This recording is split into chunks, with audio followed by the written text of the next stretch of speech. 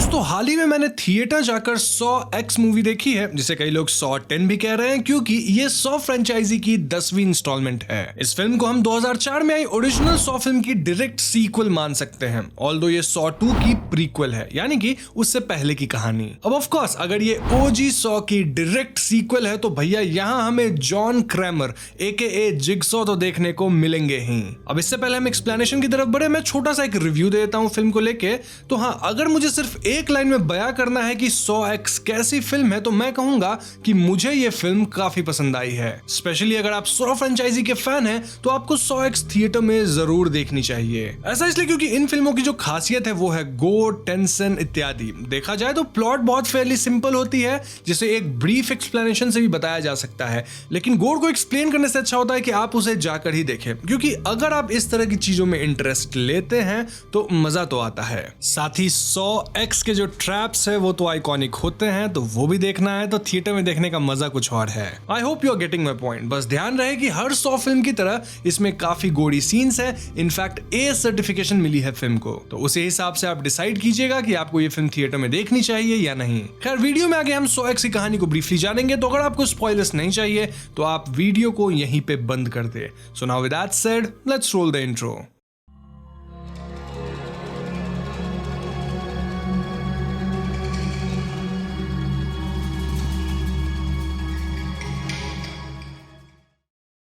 तो फिल्म की शुरुआत में हम जॉन क्रैमर को देखते हैं, जिसका सिटी स्कैन्स वगैरह हो रहा है एंड देन वो एक कैंसर सपोर्ट मीटिंग अटेंड कर रहे हैं। हमें पता लगता है कि जॉन के ब्रेन में ट्यूमर है, आप ब्रेन कैंसर कह सकते हैं, और उनके जिंदगी के सिर्फ कुछ महीने ही बचे हैं। अब इस कैंसर सपोर्ट ग्रुप में जॉन की मुलाकात हेनरी केस्लर नामक एक इंसान से होती है, जिसे स्टेज 4 पैंक्रियाटिक कैंसर था। खैर एक दिन हॉस्पिटल विजिट्स के दौरान ही जॉन एक जैनिटर को किसी बैडली इंजर्ड पेशेंट का घड़ी और रिंग चुराते देखता है। यहाँ जॉन इमेजिन करता है कि कैसे वो चोर जैनिटर को अपने डेडली सेटअप में फंसा के सजा देता। Basically John would have liked to play a game, लेकिन यहाँ ऐसा नहीं होता क्योंकि जैनिटर जॉन को वहां देख चोरी नहीं करता और निकल लेता है। खैर कुछ दिन बीत जाते हैं, जॉन अपना विल वगैरह बना लिया है क्योंकि वो मरने वाला है, लेकिन एक दिन कैफे पर उसे कैंसर सपोर्ट ग्रुप वाला हेनरी केस्लर मिलता है, जिसे अगर आपको याद हो तो स्टेज 4 पैंक्रियाटिक कैंसर था। सरप्राइजिंगली हेनरी एकदम हेल्दी दिख रहा था और पूछने पे जॉन को पता चलता है कि हेनरी का कैंसर क्योर हो गया। कैसे? वेल वो एक एक्सपेरिमेंटल नॉर्वेजियन कैंसर ट्रीटमेंट लिया जिसमें कुछ ग्राउंड ब्रेकिंग ड्रग्स और सर्जरी का इस्तेमाल करके पेशेंट का कैंसर ठीक कर दिया जाता है। ये सब एक ग्रुप ऑफ डॉक्टर्स करते हैं लेड बाय डॉक्टर पेडरसन, लेकिन हाँ ये ट्रीटमेंट US वगैरह में अप्रूव्ड नहीं है। हेनरी यहाँ जॉन को एक लिंक देता है विच वाज द petersonproject.net, और यहाँ जॉन को सारा इन्फो मिल जाएगा। जॉन फौरन लिंक पे जाता है, इस प्रोजेक्ट और ट्रीटमेंट से रिलेटेड वीडियोस देखता है एंड वो काइंड ऑफ कन्विंस्ड हो जाता है। इसीलिए वो डॉक्टर पीटरसन की बेटी सिसिलिया पीटरसन को भी मेल डालता है और सिसिलिया जॉन को कॉल करके उसे अपने क्लिनिक बुलाती है इन मेक्सिको सिटी। यहाँ मैं आपको बता दूं कि सिसिलिया जो कि डॉक्टर पीटरसन की बेटी है, वही अब इन सारे प्रोसीजर्स का, इन ऑपरेशंस का देख रेख कर रही थी। तो बस फिर क्या था, जॉन मेक्सिको पहुंचता है और यहाँ जॉन को पिक करने जो ड्राइवर आया था उसका नाम डिएगो था। जॉन डिएगो के साथ टैक्सी में निकलता है और डिएगो यहाँ जॉन को शहर वगैरह दिखाता है। अब रास्ते में कुछ नकाब पोस्ट लोग टैक्सी जबरदस्ती रुकवाकर जॉन को अपने वैन में बिठा लेते हैं। ये लोग जॉन को सिसिलिया तक ही ले जाते हैं और वहां भी पता चलता है कि सिसिलिया अपने प्रोजेक्ट को सीक्रेसी में चलाने के लिए ऐसे कदम लेती है ताकि उसके क्लिनिक का लोकेशन किसी को पता ना चले। यहाँ जॉन गैब्रिएला नामक लड़की से भी मिलता है जो कहती है कि वो भी डॉक्टर सिसिलिया की वजह से आज हेल्दी है। इसके बाद जॉन डॉक्टर सिसिलिया के टीम से मिलता है और इस टीम में हम देख पाते हैं सबसे पहले एनेस्थीसिया देने वाले मैटियो को, देन डॉक्टर कॉर्टेज और नर्स वेलेंटिना। जॉन यहाँ कार्लोस नाम के एक बच्चे से मिलता है जिसके पिता इस फैसिलिटी के केयरटेकर थे। अब फैसिलिटी की बात की जाए तो ये पहले एक केमिकल फैक्ट्री हुआ करता था जिसे इन्होंने कैंसर ट्रीटमेंट सेंटर में तब्दील कर दिया है। फैसिलिटी में हम पार्कर सीयर्स नामक इंसान को भी देखते हैं जिसपे जस्ट इन डॉक्टर्स की टीम ने सक्सेसफुल सर्जरी परफॉर्म करा है। ये सब देखकर जॉन वाज फुली कन्विंस्ड और वो भी सर्जरी के लिए तैयार हो जाता है। तो इसके बाद सर्जरी होता है और इसके बाद सिसिलिया क्लेम करती है कि जॉन अब ठीक हो चुका है। आई मीन जॉन को वो उसका ब्लड रिपोर्ट्स वगैरह दिखाती है जो कि एकदम नॉर्मल था। ये सब देख जॉन पूरा खुश हो जाता है, मतलब उसे एक जिंदगी मिल गई है, ऑफ कोर्स खुश होगा, और वो सिसिलिया के लिए वाइन बॉटल एज गिफ्ट लेने जाता है। जब जॉन गिफ्ट लेके वापस आता है तो ये जगह पूरी तरह से अबैंडन्ड था। जी हाँ दोस्तों, दरअसल ये पूरा ऑपरेशन ही स्कैम था। इनफैक्ट टैक्सी ड्राइवर से लेकर डॉक्टर्स सब फ्रॉड थे। उसका ब्लड रिपोर्ट वो भी नकली था। सब लोग मिलकर जॉन को बेवकूफ बनाए थे। बेसिकली ये लोग जॉन को फंसाकर उससे ट्रीटमेंट के बहुत पैसे ले लिए थे। I think $250,000। रुपए में कितने हुए मुझे कमेंट्स में बताना। यहाँ सबसे अजीब बात यह थी कि जॉन की तो कोई सर्जरी वगैरह हुई ही नहीं थी, बस उसे एनेस्थीसिया देके ऐसे प्रिटेंड किया गया कि सर्जरी हुई है। देन ये लोग पैसे लेकर भाग गए। अब इस पॉइंट पे भैया मैं सोच रहा था कि इन लोगों को स्कैम करने के लिए जॉन क्रेमर ही मिला था क्या? मतलब कि अब तो इनका जो हाल होने वाला है वो हम सब जानते हैं। वैसे मैं आपको बता दूं कि फिल्म में जॉन क्रेमर के जितने भी ट्रैप्स हैं, उसका जितना भी सेटअप है, वो मैं डिटेल में एक्सप्लेन नहीं करूंगा, क्योंकि एक तो वो देखने वाली चीज है, दूसरी यूट्यूब वीडियो अगर मैं एक्सप्लेन किया उसको एकदम डिटेल में तो डिमोनेटाइज हो जाएगी एंड उड़ भी जाएगी।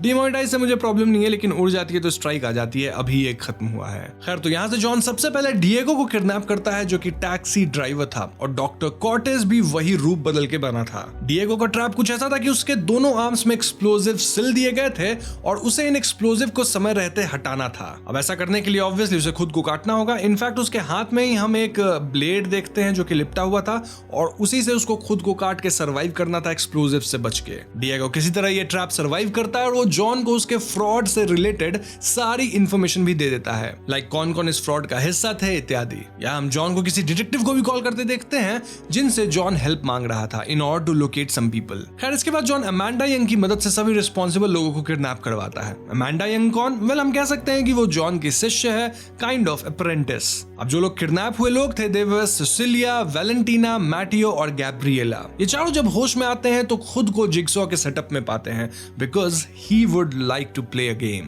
तो पहली बारी वैलेंटीना की थी, जिसे एक वायर वाले सॉ से अपना पैर काट के अपने बोन मैरो से जार भर के देन की से खुद को आजाद करना था समय रहते। लेकिन ऑफ कोर्स वो समय रहते ऐसा कर नहीं पाती और मारी जाती है। इसके बाद सिसिलिया वैलेंटीना के अत्रियो को एज अ रोप यूज करके अपने फोन तक पहुंचने की कोशिश करती है। आई मीन, मैं बता भी नहीं सकता, ऐसी चीजें हो रही थी वहां। लेकिन हाँ, अमांडा सिसिलिया के नेक कॉलर को टाइट करती है। खैर, कहानी में आगे पार्कर की एंट्री होती है। जी हाँ, वही बंदा जो फैसिलिटी पे जॉन को मिला था, जिसपे सपोजिडली इन फ्रॉड लोगों ने सक्सेसफुल ऑपरेशन किया था। पार्कर को पता लग गया था कि उसके साथ भी फ्रॉड हुआ है और वो अपना पैसा वापस मांगने आया था। अमांडा पार्कर को बेहोश करके उसे भी रिस्ट्रेन करती है और होश में आने के बाद जॉन उसे ये गेम ऑब्जर्वेशन रूम से एंजॉय करने कहता है। तो अगली बारी मैटियो की थी, जिसे अपने सर में ड्रिल करके की निकालना था, लेकिन वो भी समय रहते ऐसा नहीं कर पाता। इसके परिणाम अनुसार उसकी भी मौत हो जाती है। कैसे?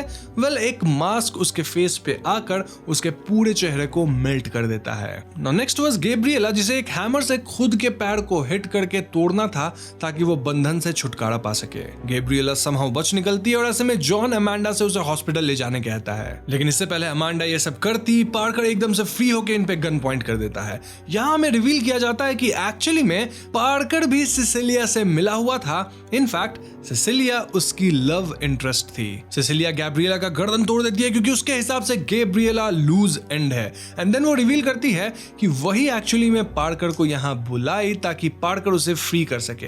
याद है, वो फोन ले रही थी, फोन कर चुकी थी वो। इनफैक्ट सिसिलिया को अंदाजा था कि जॉन शायद जिगसॉ है और वो जॉन को उसके ही ट्रैप में मारना चाहती थी। सिसिलिया यहाँ जॉन को खुद से ही चेन करवाती है एंड वो अमांडा को भी ऐसा करने कहती है। तभी सिसिलिया को पता लगता है कि वो बच्चा कार्लोस फैसिलिटी के बाहर है और वो कार्लोस को भी पकड़ के अंदर लाती है। सिसिलिया कार्लोस और जॉन को एक दूसरे के ऑपोजिट चेन कर देती है ताकि जॉन को खुद को बचाने के लिए कार्लोस की आहुति देनी पड़े, यानी कि जॉन को अपने प्रिंसिपल्स पे कॉम्प्रोमाइज करना पड़ेगा बचने के लिए। यहाँ बेसिकली इन दोनों को एक सीसो टाइप सेटअप में लेटा दिया गया था, जहां ऊपर नोजल से खून इनके मुंह में गिरेगा। ऑब्वियसली आपके मुंह में बार बार किसी तरह का लिक्विड गिरता रहेगा तो आप उसमें ही चोक करके मारे जाएंगे। जॉन ऑब्वियसली यहाँ कार्लोस को बचाने के लिए खुद को नीचे करता है और ब्लड उस पे गिरता है। वहीं कार्लोस भी सेम कर रहा था, यानी कि ये दोनों एक दूसरे को बचाने की कोशिश में लगे हुए थे। इस सब के दौरान सिसिलिया और पार्कर मेन चैम्बर से ये सब खेल देखने जाते हैं हैं जहां से सब कंट्रोल होता है और सिसिलिया पाती है कि उसका पैसा वाला बैग गायब है। वो जैसे ही पैसा खोजने के लिए एक बैग हटाती है कि वहां का एक टाइमर शुरू हो जाता है। जी हां दोस्तों, इस पॉइंट पे कहानी में आता है ट्विस्ट, जहां हमें बताया जाता है कि डिएगो जॉन को पहले ही बता दिया था कि पार्कर भी इस स्कैम का हिस्सा है और जॉन ऐसा सेटअप जान के किया था ताकि सिसिलिया उसे भी फैसिलिटी में बुलाए। ये लोग जिस चेंबर में थे वो लॉक हो जाता है और उसमें पॉइजनस केमिकल गैस भरने लगता है। इनके बचने का एकमात्र तरीका था एक वेंटिलेशन, जिसमें से आप सर निकाल के बाहर फ्रेश हवा ले सकते हैं, लेकिन उसमें सिर्फ एक इंसान को सर घुसाने की ही जगह थी। ऐसे में सिसिलिया पार्कर को स्टैब करके मार देती है ताकि वो खुद को बचाए। बेसिकली वो अपना सर आराम से बाहर निकालकर सांस लेना चाहती थी ताकि वो बच सके। अब वो बच तो जाती है लेकिन वो इस फैसिलिटी से निकल नहीं पाती। वहीं जॉन, अमांडा और कार्लोस ट्रैप से फ्री हो चुके थे और वो यहाँ से निकल लेते हैं। सिसिलिया का पैसा कार्लोस को दिया जाता है और यहीं पे फिल्म खत्म। अब फिल्म के मिड क्रेडिट सीन में हम हेनरी को एक ट्रैप में देखते हैं क्योंकि वो भी इस स्कैम का हिस्सा था। इस ट्रैप को ऑब्वियसली जॉन क्रेमर ही सेटअप किया था, लेकिन यहाँ हमें मार्क हॉफमैन से भी इंट्रोड्यूस कराया जाता है। अब मार्क कौन? वेल, सॉ सीरीज के फैंस जानते होंगे कि सॉ 3 में वो as a police officer introduce हुआ था, लेकिन आगे चल के भैया यही बनता है सक्सेसर ऑफ जिगसॉ। याद है फिल्म के एक सीन में जॉन किसी को कॉल करता है? वेल, वो मार्क को ही कॉल किया था। अब यहाँ ये तो नहीं दिखाया गया कि सिसिलिया के साथ क्या हुआ, लेकिन हाँ, वो उस कमरे में ट्रैप्ड जरूर है। मे बी वहां से निकल ही नहीं पाएगी, तो ऐसे में बिना खाना पीना के उसकी मौत ही हो जाएगी। लेकिन एक और चांस है कि शायद वो वहां से निकल जाए और सरवाइव कर जाए। अब इसको लेके आप यहाँ अपनी ओपिनियंस और थियरीज कमेंट सेक्शन में बताना कि क्या लगता है, सिसिलिया सरवाइव करेगी या नहीं करेगी। वैसे मुझे लगता है कि सिसिलिया वर्सेस जॉन हमें वापस देखने मिल सकता है, जो कि सॉ X की सीक्वल, लेकिन सॉ 2 या 3 के टाइमलाइन के हिसाब से प्रीक्वल ही रहेगी मोस्टली। तो बस यही थी सॉ X फिल्म की कहानी और आपने ध्यान दिया होगा कि कहानी काफी सिंपल सी है, इसलिए मैंने आपको कहानी भी सिंपल वे में समझा दिया है, मिड क्रेडिट सीन को भी एक्सप्लेन कर दिया है। तो उम्मीद करता हूं आपको ये एक्सप्लेनेशन पसंद आई होगी। अगर पसंद आई है तो वीडियो को लाइक और शेयर करें, साथ ही चैनल पे नए हैं तो हमें सब्सक्राइब भी कीजिएगा, क्योंकि हम अपने चैनल पे ऐसे वीडियोस लाते रहते हैं। पीस।